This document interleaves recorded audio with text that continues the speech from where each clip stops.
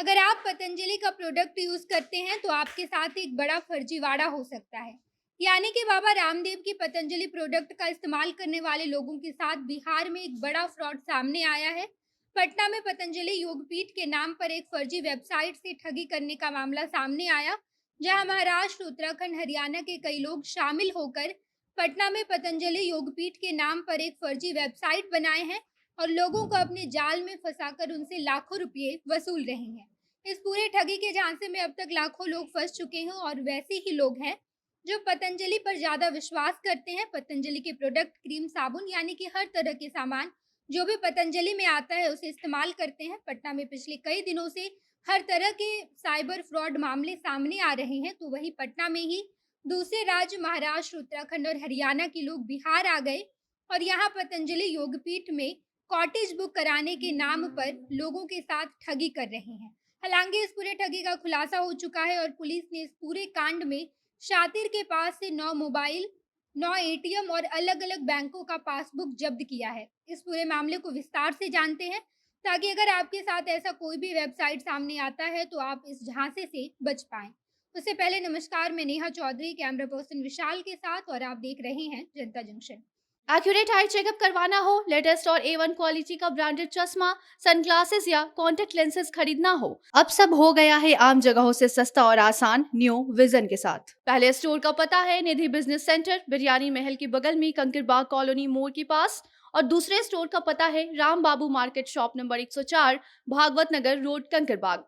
Collection पर 20% की छूट और कलेक्शन से जुड़ी अन्य जानकारियों के लिए स्क्रीन पर दिए गए नंबर पर संपर्क करें। Neo vision, your partner in I health. Bihar में योग गुरु बाबा रामदेव के नाम पर ठगी का मामला सामने आया है। महाराष्ट्र, उत्तराखंड और हरियाणा के लोग बिहार आकर एक वेबसाइट बनाते और वहां पर हरिद्वार में स्थित बाबा रामदेव की पतंजलि योगपीठ में रहकर अपना इलाज कराने और योग सीखने की प्लानिंग करने वाले लोगों को इस वेबसाइट के माध्यम से एक कॉटेज बुक कराने की सुविधा देते हैं और उसके बाद लाखों रुपए लोगों से ठग कर फरार हो जाते हैं। अगर आपको अपने आसपास ऐसा कोई भी इश्तिहार दिखे जहाँ पर ये बात कही गई है कि आप हरिद्वार में स्थित बाबा रामदेव की पतंजलि योगपीठ में रहकर अपना इलाज करवा सकते हैं और योग सीख सकते हैं, तो इसके लिए आपको एक वेबसाइट पर जाकर एक कॉटेज बुक करना होगा। तो आप ऐसे इश्तिहार को देखकर ही सतर्क हो जाएं, क्योंकि ये पटना में साइबर फ्रॉड करके लोगों को अपने झांसे में फंसा रहा है।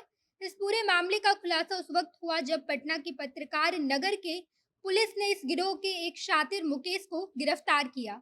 इस पूरे गिरोह का मास्टरमाइंड गौतम नाम का एक व्यक्ति है, जिसकी तलाश पुलिस बीते दिनों से कर रही है और तलाशी को लेकर नवादा और रामकृष्ण नगर में छापेमारी किया जा रहा है। जिस मुकेश नाम के शातिर को पकड़ा गया है, उसके पास से पुलिस ने 9 मोबाइल फोन, कई सारे फर्जी सिम कार्ड और कई सारे खाते का पासबुक बरामद किया है।